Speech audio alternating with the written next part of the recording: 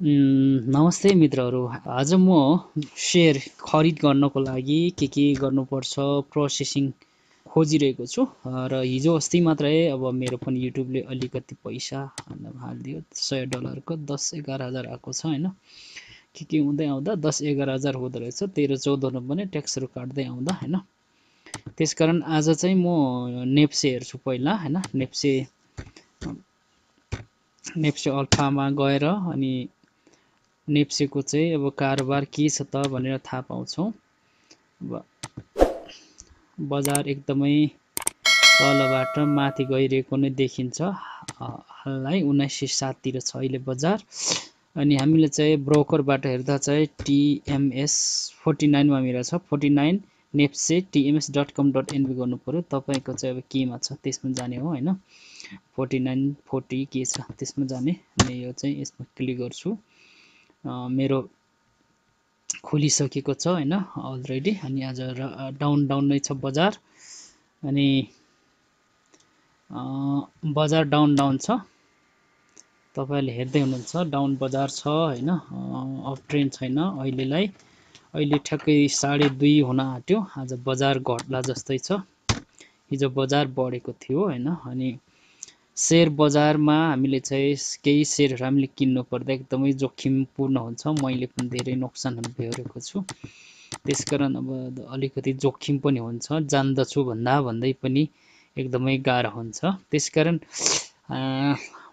हामीले चाहिँ शेयर खरिद गर्दा बिक्री गर्दा एकदमै ख्याल गर्नुपर्ने हुन्छ है। आज हामी चाहिँ जे भए पनि एउटा खरिद गर्ने प्रोसेसिङको कुरा चाहिँ म तपाईलाई दिन गइरहेको छु। किनभने मलाई युट्युबले पैसा दिएको छ। त्यो पैसालाई म मल्टिप्लाइज अर्थात् इन्टु गरेर त्यसबाट अलिकति पैसा कमाउनु पर्यो भन्ने खोजिरहेको छु हैन। युट्युबको पैसालाई यतिकै किन खाइहाल्नु हैन।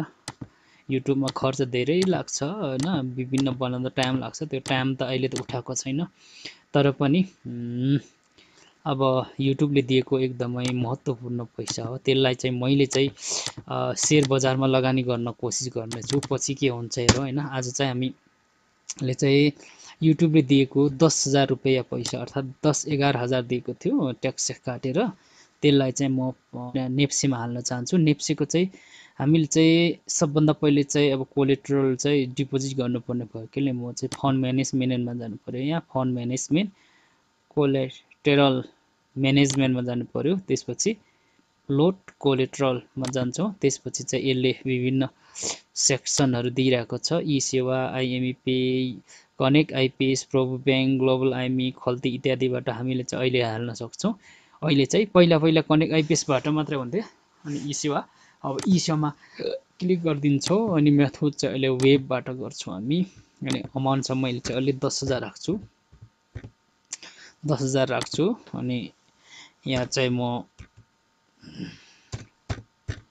अब यो रिमार्क राख्छु जित। अनि मेरो अगाडिको चाहिँ 2630 पनि यहाँनिर कोलेट्रलमा जम्मा भएकोले मेरो चाहिँ 12,630 रुपैयाँ यसमा चाहिँ कोलेट्रलमा चाहिँ जम्मा हुन्छ। सबमिट गरिदिन्छु है। अनि यस गरौँ। त्यसपछि यसले चाहिँ ई सेवाको चाहिँ साइट खोलिदिन्छ अटोमेटिक। अनि लगइन गरिदिनेछौँ। लगइन गरेपछि यसमा टोकन आउँछ हाम्रो मेसेजमा। मोबाइलमा टोकन आउँछ। त्यो टोकन आइन्जेलसम्म हामी वेट गर्नेछौँ। आइसक्यो हाम्रो मेसेज। यसमा हालिदिन्छौँ।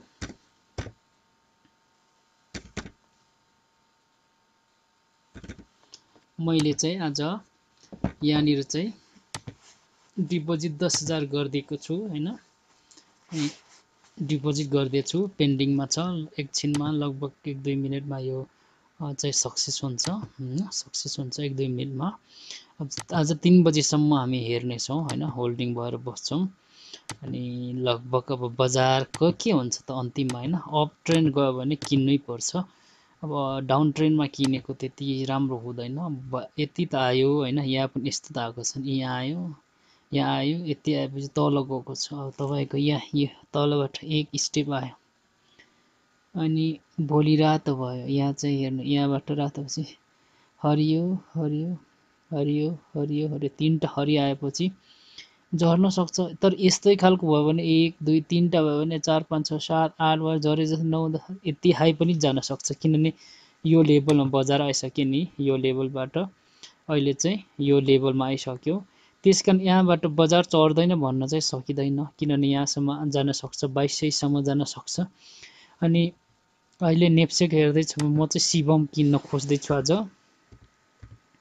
शिवम किनभने मेरो शिवम छ, त्यसलाई अलिकति अब घटाएर पहिला अलिक महँगोमा किनेको छु, मर्स गरेर त्यसलाई अझ थपिदिउँ कि भन्न चाहेको हो। अनि शिवम चाहिँ अहिले 492 मा देखिन्छ यहाँ हैन। अनि शिवमको पनि म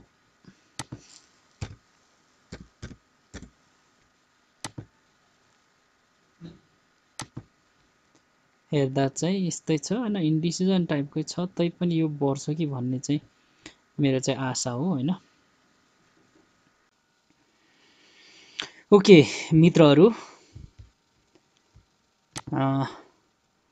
हाम्रो कोलेट्रलमा पैसा डिपोजिट भइसकेको छ हैन। हाम्रो चाहिँ पैसा डिपोजिट भइसकेको छ। यहाँ माई इन्फर्मेसनबाट हेर्ने हो भने टोटल हाम्रो 12,360 रुपियाँ पैसा भइसकेको छ। आज सेयर डाउन ट्रेन्डमै भए पनि, अहिले रातो भए पनि लगभग 3 बजेसम्ममा पनि रातो नै हुने रहेछ। तैपनि आज हामीले चाहिँ अर्डर गरिरहन सक्छौँ, किनभने आज किनेको पर्सितिर आजको 3 दिनमा हाम्रो सेयर आउँछ, 4 दिनतिर हामीले बेच्न सक्ने भएकोले लगभग अब यो शिवम पनि बढ्छ भन्ने एउटा आशा छ हैन, बढ्छ भन्ने आशा छ मेरो विचारमा। अरू तपाईँलाई केही पनि मैले हेरेको छैन, बढ्छ भन्ने एउटा आशाले आज हामी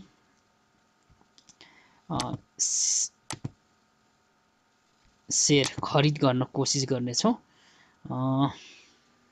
जसको लागि हामी चाहिँ अर्डर म्यानेजमेन्टमा जान्छौँ। अर्डर म्यानेजमेन्टमा आज बढिरहेको नै शिवम, जाल्पा, सिएलआई छ। मेरोमा भएको प्लस गर्नुपर्दा हैन, शिवमलाई चाहिँ यहाँनिर गरेर एसएचआई बिएम शिवमलाई चाहिँ थप्नु पर्ने भने शिवम सिमेन्टको अहिले यो ओपन पनि 492 मा नै भएको हो, 492 मा नै भएको। अहिले खरिद बिक्री पनि 492 मा नै भइरहेको छ हैन। 2:52 छ, 8 मिनेट मात्रै बाँकी छ। अब 492 मा ओपन भएको, 492 मा नै खरिद बिक्री भइरहेको छ। मैले चाहिँ अहिले जम्मा 25 किता किन्छु, 409 र 292 मा अर्डर गर्छु हैन। अनि बाई गर्छु, कति पैसा भ्याउँछु कि भ्याउँदैन त्यसले हामीले चाहिँ मल्टी 25 को चाहिँ सक्सेस भनेर भनेछ यसमा हैन। 492 ले मैले किन्न खोज्दैछु, बा किनिसक्यो हैन। यहाँ नत्र भने यहाँ छ कति रुपियाँ पर्यो, 12,300 को छ भने मेरो कोलेट्रलको पैसाले पुग्ने रहेछ। अनि 492 मा चाहिँ मैले 25 किता किनिरहेको छु, आउँछ कि आउँदैन हेरौँ हैन, वेट गरौँ।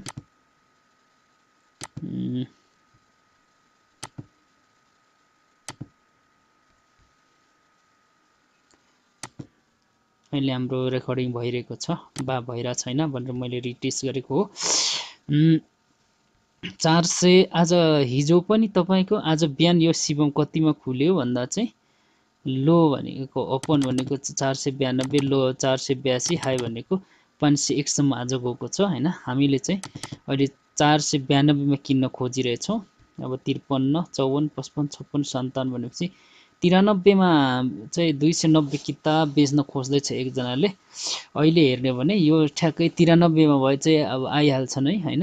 मैले 93 लगाइदिएँ भने मेरो 25 रुपियाँ अब महँगो पर्न जान्छ। यसले चाहिँ 92 मा खोज्छ, 491.5 मा किन्न खोजेँ। मैले पनि 491.5 मा किन्न खोज्छु हैन। मेरो लगभग मेरो चाहिँ लगभग यो सेयर खरिद भइसकेको छ, किनभने मेरो नै हाईएस्ट थियो है। 492 मा मेरो खरिद भइसक्यो होला, किन मैले बनाउन खोज्दा भइरा छैन।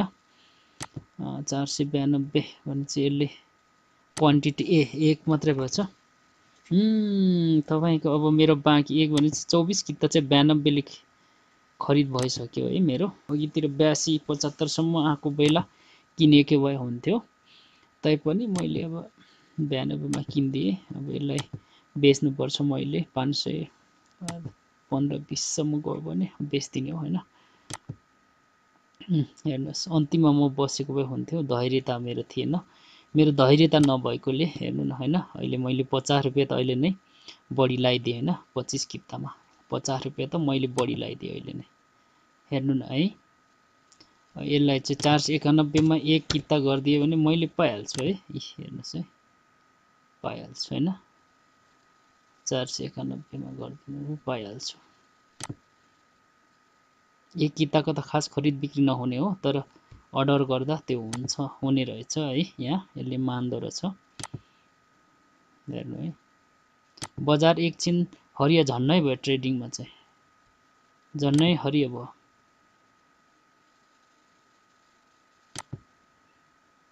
म 491 लाउँदैछु, यसले मानिरहेको छैन। यसले हाम्रो कोलेट्रलमा कति छ जम्मा 12,775 12,000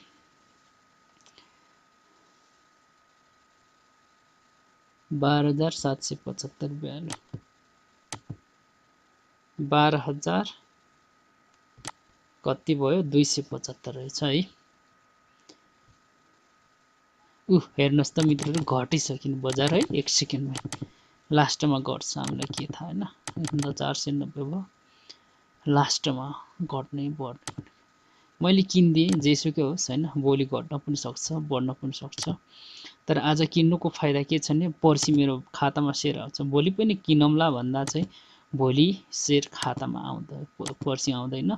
बढिसकेको बेला हामीले सेट गर्न सक्दैन हैन। त्यसका मैले रिस्क मोलेर 491 मा चाहिँ 92 मा लगाइदिएँ। अहिले मसँग 24 किता होला, यसलाई क्यान्सल गरिदिएँ मैले, एक किता आउँदैन रहेछ, मैले यसलाई क्यान्सल गरिदिएँ। अनि